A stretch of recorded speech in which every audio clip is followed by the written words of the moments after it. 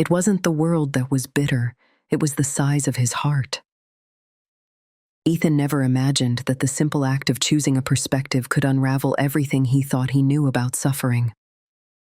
I don't think I've ever heard someone sound so honest and so afraid as Ethan did when he first confided in me about his struggle. He was a clever young man, but he carried a heavy, self-made cloud of worry. Even the smallest difficulty looked like a mountain to him. If the day was too hot, his first thought was, how can anyone work in this heat? If his teacher gave him homework, he'd internally declare, this is impossible. If his mother asked for help, he'd mutter, why is everything so hard for me? Day by day, Ethan's list of complaints grew, and slowly, as is the cruel nature of constant negativity, people began to avoid him.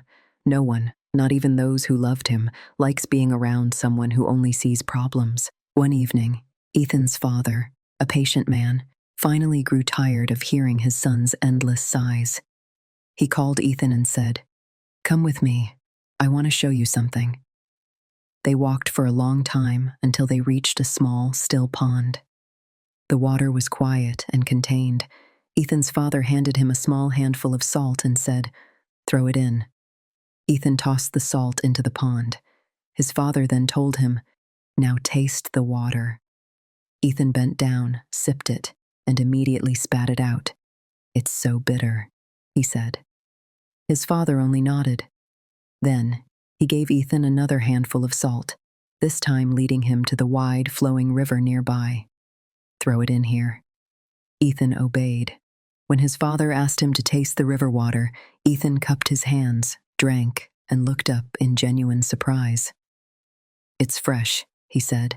I can't taste the salt at all. Smiling gently, his father spoke the words that would change everything. Son, life's problems are like the salt. They are always there, and their amount never changes. But how much they affect you depends on the size of your heart. If you keep your heart small like the pond, every problem will make your life bitter. But if you grow your heart like the river, you'll hardly feel the bitterness at all. Those words sank deep into Ethan's mind. For the first time, he realized maybe the world was not as cruel as he thought.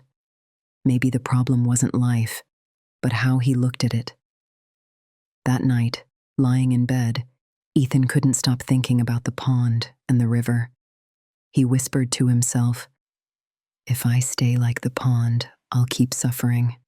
But if I become like the river, I can handle anything. From the next morning, Ethan decided to change, little by little. When his teacher gave him extra homework, he didn't complain. Instead, he told himself, this is my chance to get better. When his mother asked him to carry things, he smiled and thought, this is how I'll grow stronger. Even when the sun burned down on his back instead of groaning, he said, this is just another test. I can face it. At first, it wasn't easy. The old habit of complaining kept trying to pull him back. But every time he remembered his father's words, he pushed himself forward. Weeks turned into months, and something beautiful began to happen. Ethan was no longer the boy who cried at every little thing. People noticed his calmness. His friends wanted to spend more time with him. His teacher praised him in class. His parents felt profoundly proud. And most importantly, Ethan felt lighter inside. Problems still came. Storms, exams, chores, but he no longer drowned in them. Instead, he floated like the river, carrying them with ease.